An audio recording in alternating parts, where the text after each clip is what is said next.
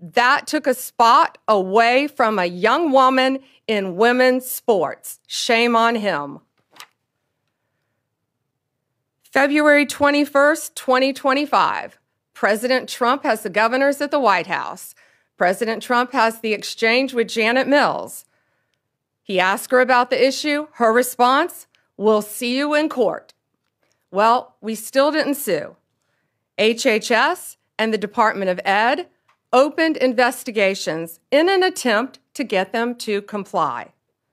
They both found violations. And in March, Maine refused to comply. I want to read you this letter.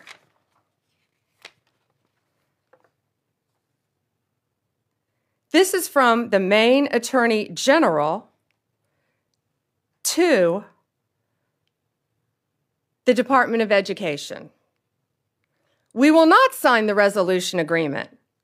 We do not have revisions or a counterproposal.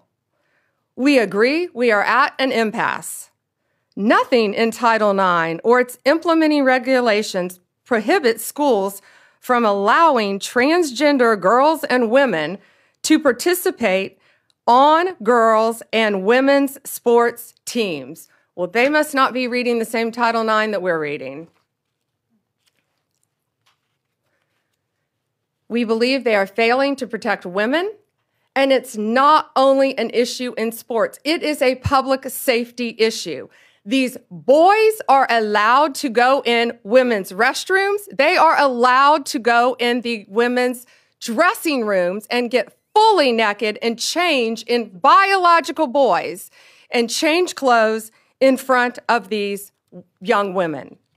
Maine's leadership has refused to comply at every turn, so now we have no other choice. We are taking them to court. What we are seeking an injunction to get them to stop this, stop what they're doing. That's pretty simple. And we are seeking to have the titles returned to the young women who rightfully won these sports. And we are also considering whether to retroactively pull all the funding that they have received for not complying in the past. And I'm so proud of these brave young women standing behind me. I see and lots of parents in the front too, and I've met you. Thank you to the parents for supporting your daughters and telling them it's okay to fight back and stand up for what they believe in. Some of these young women have endured vicious injuries too as a result of boys playing in their sports. It's my honor now to introduce to you our Secretary of Education, Linda McMahon.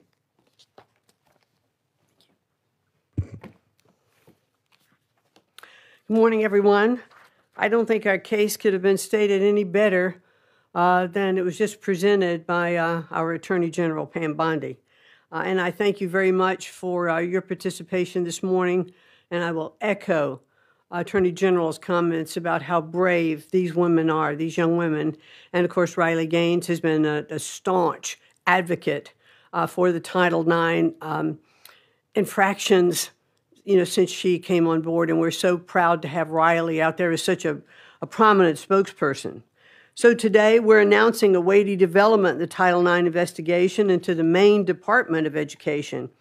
The Department of Education, analyzed Maine's Education Department for compliance with Title IX of the Education Amendments of 1972, which prohibits sex-based discrimination in any school or education program that receives federal funding. Unfortunately, our investigation has found that Maine continues to willfully violate Title IX and to strip the civil rights of female athletes in the state. And as Pam alluded as well, it's not just about their civil rights, it's about their safety. And we, after our investigation, we found we really had no other choice. We thought the infractions warranted turning them over to the Justice Department for their further investigation. So how do we get here? On February 5th, President Trump signed the executive order keeping men out of women's sports, which directed all states and educational programs receiving federal funds to cease the practice of allowing males to compete in sports programs for women. They didn't make this up. This is the law. This is Title IX. This executive order was aimed at protecting women like fencer Stephanie Turner or volleyball player Peyton McNabb from being injured and unfairly outmatched by male athletes. President Trump didn't pull any punches. He explicitly warned Maine and Governor Janet Mills that Maine would risk losing federal funding if it continued to allow males to participate in women's sports. Governor Mills chose to openly flout Title IX compliance, telling President Trump, and I'll repeat what the general said, "We'll see you in court," and obviously we are going to. That same day, our Office for Civil Rights opened an investigation into the Maine Department of Education and Maine School Administrative District Number 51 for permitting males and girls sports and denying female-only intimate facilities. The department's investigation confirmed Maine's Title IX violations, and we offered Maine leaders multiple opportunities to change their policy and to protect women in sports, and they have refused. So now as the DOJ begins their enforcement actions, I hope Governor Mills will recognize that her political feud with the president will deprive the students in her state of much more than the right to fair sporting events. After all, compliance with federal civil rights law is a universal prerequisite for receiving federal funding. The Trump administration could not be any clearer to all states, sports leagues, and educational institutions. We take the violations of women's civil rights very seriously. I have 3 granddaughters, and I want to make sure that they are treated fairly and that they aren't exposed, in dressing rooms. We want to make sure that if you open women's sports or intimate facilities to males, you expose yourself to federal civil rights investigations. Governor Mills will definitely get her wish. We thank you all for being here this morning. Look forward to seeing you later. Thank you, Secretary. I'd now like to introduce to you State Rep Laurel Libby from Maine, who has been a champion for these young women in the state of Maine. And thank you, Representative. Thank you, Attorney General Bondi. It's unfortunate that we have to be here today because Governor Mills and legislative Democrats, along with the Maine Principals Association, continue to persist in discriminating against Maine women and girls.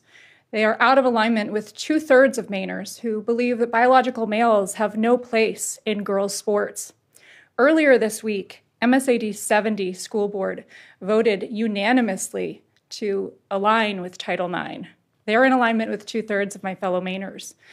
And I would encourage other school boards throughout Maine, I would exhort you to speak up for Maine girls similarly and vote to align with Title IX. I thank you to the Trump administration and AG Bondi for taking action on behalf of our girls and helping to ensure a safe, fair, and level playing field in Maine. Thank you. President Trump, before he was elected, this has been a huge issue for him. Pretty simple. Girls play in girls' sports, boys play in boys' sports. Men play in men's sports, women play in women's sports. And he got to know a great young woman during that time named Riley Gaines. And we are all so proud and honored to have her here with us. Riley has been a champion nationally for this issue. Riley, please join us. Well, goodness gracious, it's an honor to be here, to stand beside, of course, Secretary McMahon, Attorney General Bondi, these amazingly brave athletes, Representative Libby. But truthfully, I'm frustrated. I'm frustrated that we have to be here, that we as women have to stand before you all on national television demanding equal opportunities, demanding privacy in areas of undressing, demanding safety in our sports. Amazing to me that we are still here fighting this fight, that the Democratic Party has really doubled down, tripled down, quadrupled down on their ridiculous stance, but that's exactly what they've done. Let me tell you what sports has done in my life.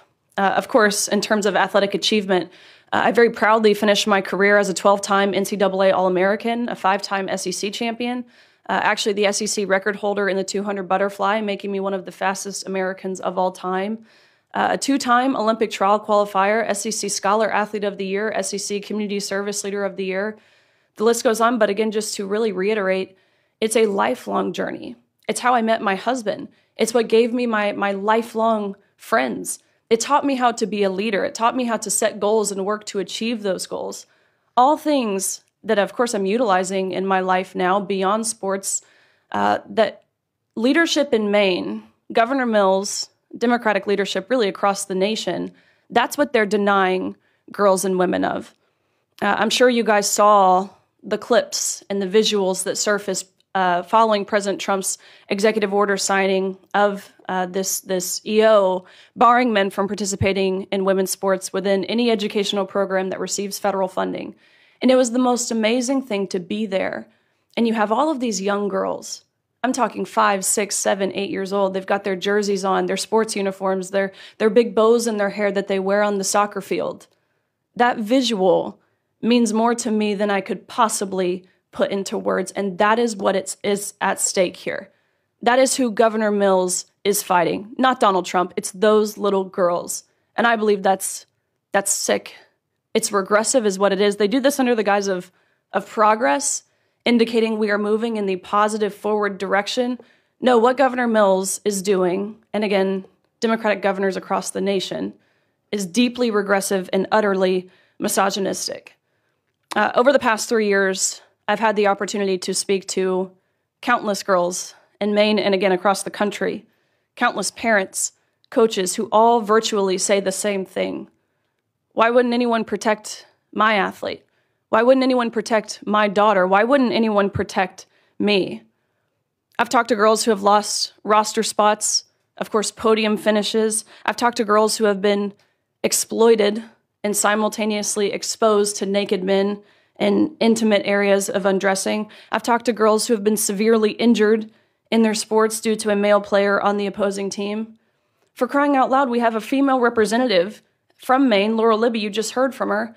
She didn't tell you what happened to her. She lost her ability to vote and to speak on the House floor for defending girls and women, for posting about what was happening in Maine. No, this type of oppression didn't happen in Afghanistan. No, this type of censorship didn't happen in England.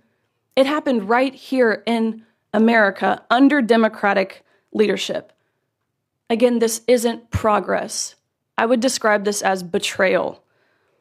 Let this be a notice, these actions that we have seen put forward today by the Department of Justice, by the Department of Education, to all other states who are not willing to comply with federal law, that federal law being Title IX, which is very clear in how it was originally implemented, or at least it should be.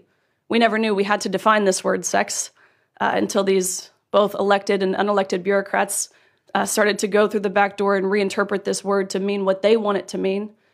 Originally implemented in 1972, it was only 37 words, very brief. Ultimately, of course, preventing sex-based discrimination. Let this be a notice. California, Minnesota, the likes thereof.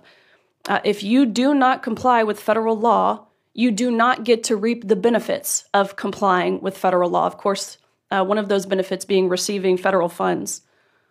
Women are protected and recognized under federal law, again, that law being Title IX. The U.S. government under President Trump, including the Department of Justice, including the Department of Education, will not stand by and ignore when the federally protected rights of women and girls are being violated. Again, that encounter between Governor Mills and President Trump went viral for really all of the right reasons. I think she thought she had this mic drop moment when she said, "I'll see you in court." Guess what? you will, because President Trump is a man of his promises. That was his campaign slogan. That's what we've seen delivered. Promises made, promises kept. This is another one. People, the American people, girls, women, boys, men, old, young, white, black, gay, straight, none of those identity factors matter. We want transparency and we want accountability. Again, we voted overwhelmingly in favor of that on November 5th. And accountability is back in the White House. So I stand before you all today, and I thank you, again, Secretary McMahon, Attorney General Bondi. I thank you on behalf of course, myself, but I think more importantly, my younger sister, of all the women and girls who have dreams, like I did when I was young, to achieve, to succeed in my sport and beyond. So thank you. Riley, thank you. And Zoe would now like to say something about your sport too, Zoe. So I compete in soccer and indoor track and outdoor track. And like was mentioned previously today, I had to watch at the Maine Class B State Indoor Track Championship as my close friend and my teammate and other female competitors lost the state championship to a biological male. And this was heartbreaking for me to have to watch. And Riley said that it's betrayal, and that's what it is. It is the job of our elected officials to protect our young female athletes, and they have failed to do that.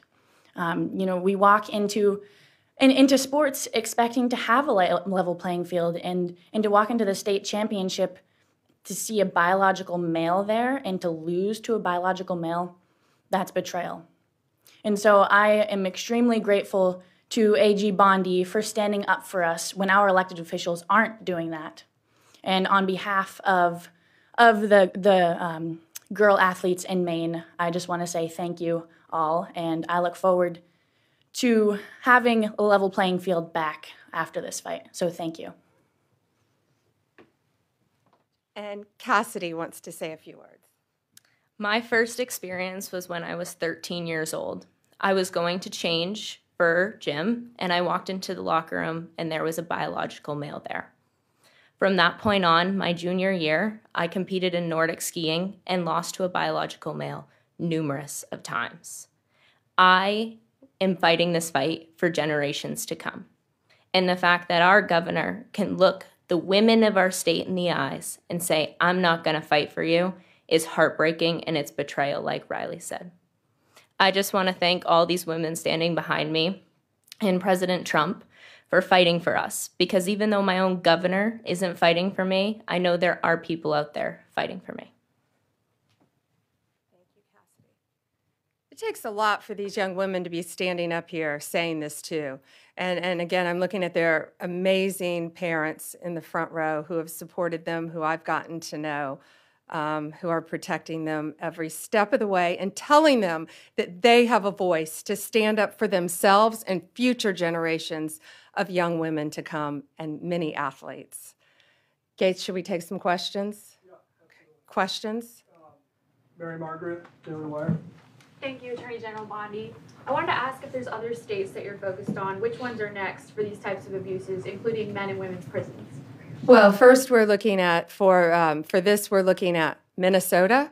We're looking at California. We're looking at many, many states, but they are the top two that should be on notice because we've been communicating with them. And just like Maine, we're not going out there. We don't want to be suing people. We want them to comply with the law. And that's what we're doing. We have given them opportunity, Maine, an opportunity over and over again. The Department of Education, HHS, they went and sat down with them in person, multiple meetings, and got nowhere. So now this is where we are because they refuse to protect young women in their state. So yes, Minnesota, California, multiple states. As far as prisons, had nothing to do with Title IX. We took away funding from Maine as well. We decided to go a different direction in our grants, because we saw one reason they allowed a 6'1", 245 giant man who had violently, no murders, nice, but he had violently murdered his parents with a knife and the family dog, serving life in prison, and he chose to identify as a woman. So guess where he's being housed? In a female prison in Maine. So therefore, my office, we don't want to give any more money to the Department of Corrections in Maine if that's how they're going to act. We're going a different direction in our funding. Sadie with the Journal. Hi there. So Maine's governor yesterday said there were maybe at most 2 trans athletes in Maine schools right now. I just was hoping you could talk a little bit about the sort of amount of federal resources that you're putting into this and why that's worth it given the small impact in Maine. And I have a second off-topic question too. Given that it has some of the same elements as the fire bombings of Tesla dealerships that you charged federally and called domestic terrorism, I'm wondering if you would say the arson at Pennsylvania Governor Josh Shapiro's house would also be domestic terrorism and something you would investigate federally, and if not, what constitutes domestic terrorism? Okay, so first the on-topic question about the, I haven't heard Janet Mills' comment. Governor Mills said it's only a couple trans athletes. Well, I think those are boys who identify as girls wanting to beat girls in girls' sports. Well, if one young woman is in jeopardy, one, that's enough for us to be standing up here. One, no boy will be undressing in a girl's locker room. No boy will be walking in a woman's restroom. And no boy, when we're finished with this, will be beating young girls in sports. These young women many of them have trained, since you were in elementary school for your sport? Riley, when did you start swimming? 4 years old. They have trained their entire lives. Some of them have lost scholarships. They have lost regionals. They have lost state because of boys. I don't care if it's 1. I don't care if it's 2. I don't care if it's 100. It's going to stop, and it's going to stop in every single state. Tesla. You ask about, yes, Tesla. You ask about, so I spoke to Governor Shapiro. I think you're referring to his governor's mansion. I spoke to him. It is absolutely horrific what happened to him. Kash Patel also spoke to him. We have been praying for Josh, for his family. Those photos, it was horrible. I firmly believe they wanted to kill him. The defendant allegedly said he was going to use a hammer if he could have gotten to the governor. I've known the governor many, many years. It is horrible. And yes, we are working with state authorities to do, it's now a pending investigation, anything we can to help convict the person that did this and keep them behind bars as long as possible. David? 2 questions, one on topic and one off topic. Sure. I'll start with the on topic. Minnesota and California, you mentioned you're looking at them. Are there active investigations into those states? Are there conversations? In which state do you expect to be next based on those conversations? Both. We have reached out to them. We have sent them letters. We're in the same posture we were in the beginning here with Maine. So let's see what they do. Let's hope they comply. Again, we don't want to sue anyone. We just want you to comply with federal law and protect girls, period. But yes, we are fully prepared to sue them and others that we will be looking at as well. And then my off topic, big topic over the past few weeks, Kilmar Abrego, Maryland. He's in a prison now in El Salvador. He was sent there. You insist, the president, everybody in the administration insists that he is MS-13. It appears that there's not going to be any sort of trial. He's not going to come back. DHS said he would be arrested and redeported if he comes back. Why not show the American people the evidence that he's MS-13 so they can make an informed decision? And that goes the same with this Henry Josue Santos, who was picked up in Virginia, who is now presumably going to be deported as well. Why not show the public the evidence? Well, he is an illegal alien who has been living illegally in our country from El Salvador. ICE testified. An immigration judge ruled he was a member of MS-13. An appellate judge ruled he was a member of MS-13. Hard stop. He should not be in our country. He was deported. They needed one additional step in paperwork, but now MS-13 is characterized as they should be, as an FTO, as a foreign terrorist organization. So he is not coming back to our country. President Bukele said he was not sending him back. That's the end of the story. If he wanted to send him back, we would give him a plane ride back. There was no situation ever where he was going to stay in this country. None. He would have come back, had one extra step of paperwork, and gone back again. But he's from El Salvador, he's in El Salvador, and that's where the president plans on keeping him. But the evidence, we're not going to see the evidence? We have the transcripts from the court hearings. I'll be glad to give you the court hearings from 2019, what we have, sure. With the rulings from the judges, gladly. All right, last one, Reagan. Reagan Reese, Daily Caller. Madam Attorney General, there's a Maine school board, MSA D number 70, which voted unanimously on Monday to defy the governor and to comply with Title IX. With the action you're taking today, will it be possible to exempt schools that comply from any future punishment? Yes. And I think that was very brave and bold of that school board. We just saw that as well. The question was one school board in Maine voted to comply. And again, that's all we wanted was compliance. So yes, we will not be going after them, looking at them in this lawsuit because they are complying and they're protecting women in women's sports. Thank you guys. Thank you.